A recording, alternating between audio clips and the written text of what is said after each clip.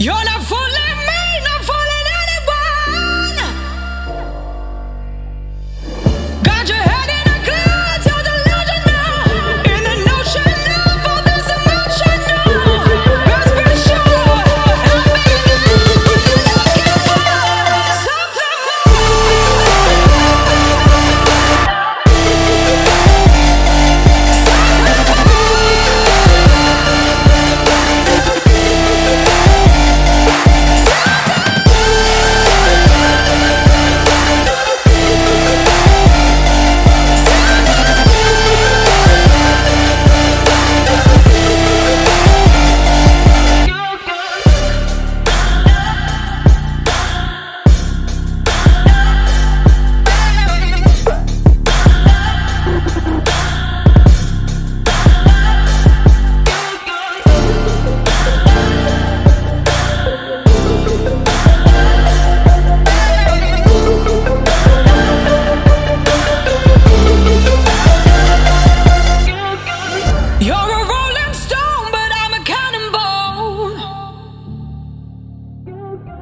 You're not fooling me, not fooling anyone.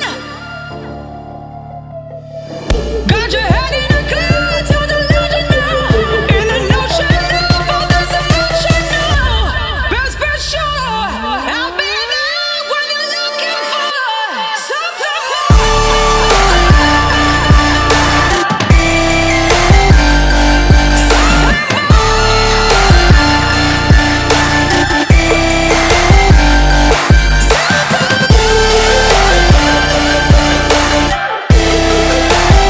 It's super busy in the gym right now.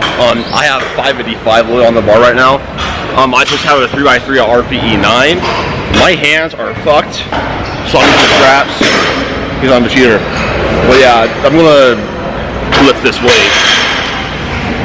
Like you, be strong to hold the powers of the sun.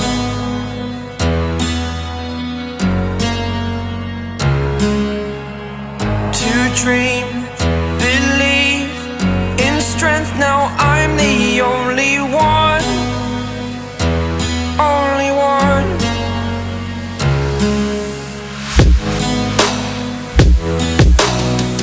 I was an ordinary boy until I broke the rules. My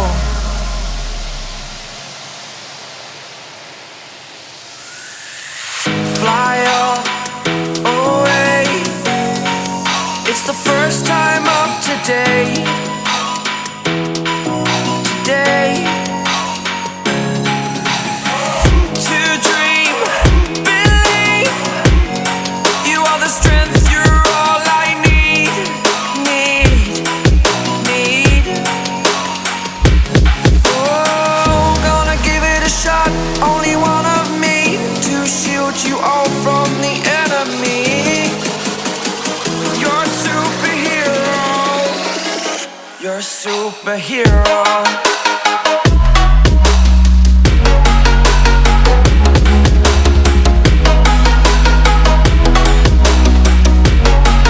Can I be your superhero? Superhero. Superhero. Superhero. Can I be your superhero?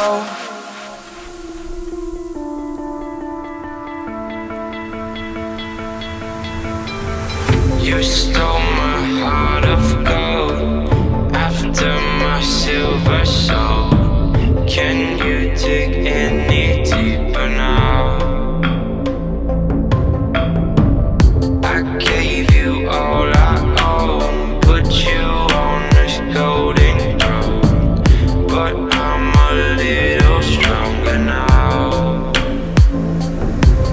You cashed in on my promises. You know I'm too generous. Now I've learned to never help you out. 'Cause I'm done cleaning up your mess. Found myself in my regrets. I've become a little stronger now. A little stronger now.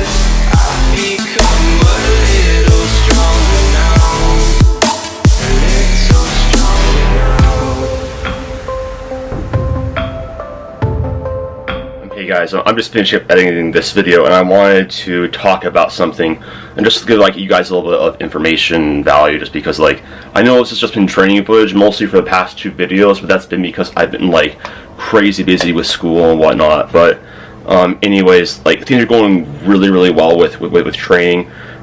It's getting pretty difficult right now. Sessions are long, and it's pushing me.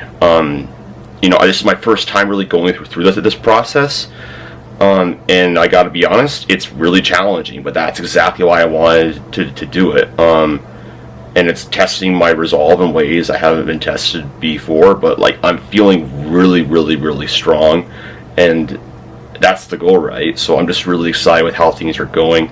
Feeling a lot better coming out of my sickness that I had. I'm still not like 100%. I'm probably like 90% right now, in terms of kicking that, just because it was a pretty bad sickness, etc. It takes time.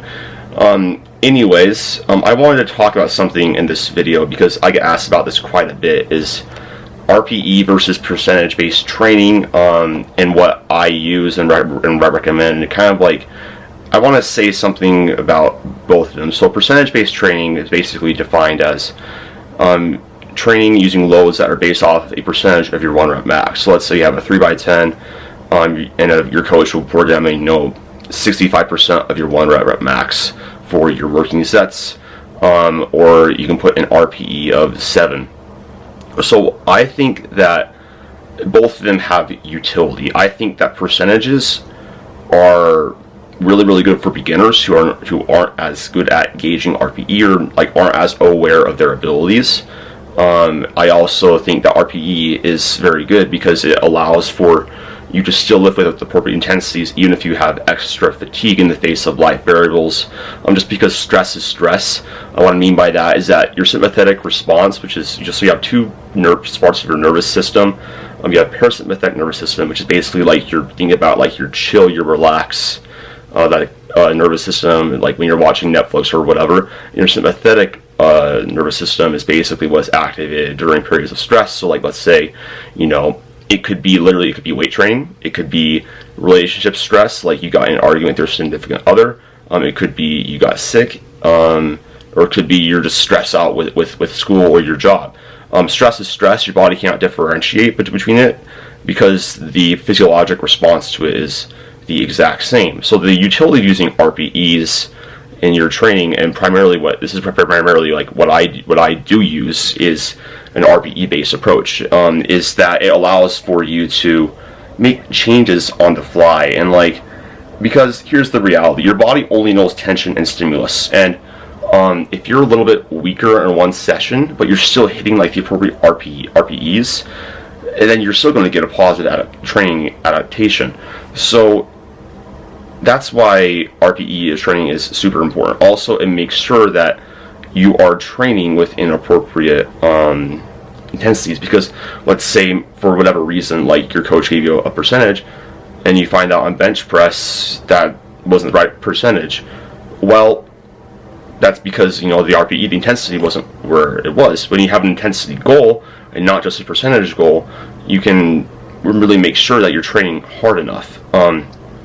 And so how I personally incorporate, I kind of use both. So I have like a percentage goal that like I kind of use when I start out my mesocycles, but I will also adjust on the fly and based off of how I feel primarily. So how I would recommend using percentages and RPEs is just think of the percentages as a starting point, and then use the RPE as like the primary dictator of am I where I'm supposed to be. Because if you're supposed to have an RPE 8 for your 4x4 and you have like 83% of your max or something like that, but for whatever reason like it feels like an RPE 10, lower that weight so that you can get down to the right RPE. Just think about it as a starting point. Both work, but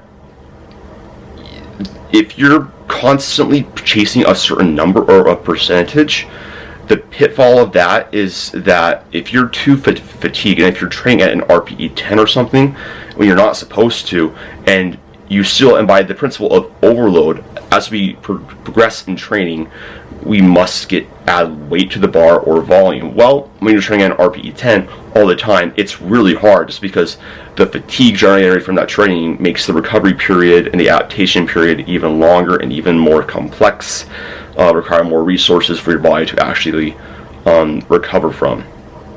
So that's my 2 cents on RPEs and percentages.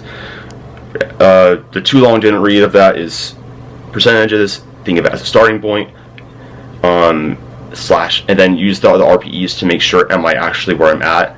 Use it as like the moving target, because RPE will change, recovery statuses will change inevitably, and yeah, that's my biggest advice on that and how I personally approach loads in my training.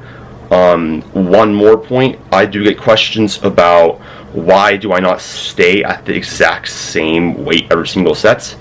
That is because I'm in a strength mesocycle. Intensity is the biggest, it's the most important variable in strength adaptations. Whereas, you know, with hypertrophy, it's mainly just about as much enough volume accumulation with enough forceful contractions at appropriate velocities, or like RPEs. So when I'm training, especially at like higher intensities, like RPE 9 and 10, like I can kind of stay at the same weight if I'm training at like a 7 or an 8 for longer, but especially at RPE 9, 10, because you're going to have intra-session fatigue build up. I can't stay at the exact same weight and still get the appropriate intensities. So again, another example of RPEs. I use that percentage as the starting point, but I will adjust on the fly in my sessions as to meet the RPE training goal. And so if you guys, you know, I hope this helped you guys out with your training a little bit. But yeah, I'm now 5 weeks out, and going to keep building. So thanks guys so much for watching this video.